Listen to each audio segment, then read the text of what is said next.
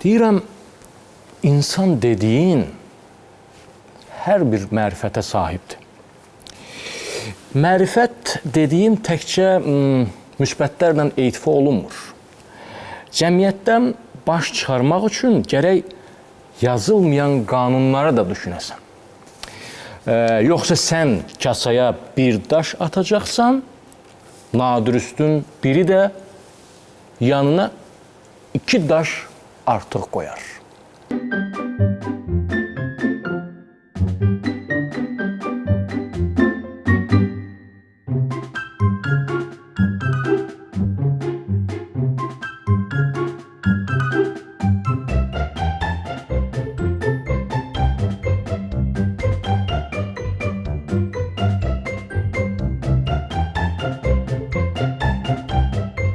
Vay, hoş gelmişsin, hoş gelmişsin. Salam molla.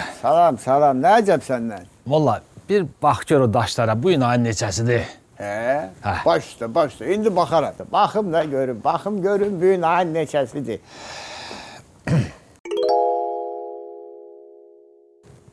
Vay dede, vay.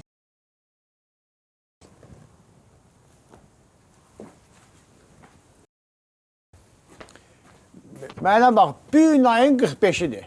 Sən nə danırsan ha kişi? Elə tarix var. Ged o daşları yaxşı say. Mənə bax, o daşlara qalsa, bu gün ayın 70-idir.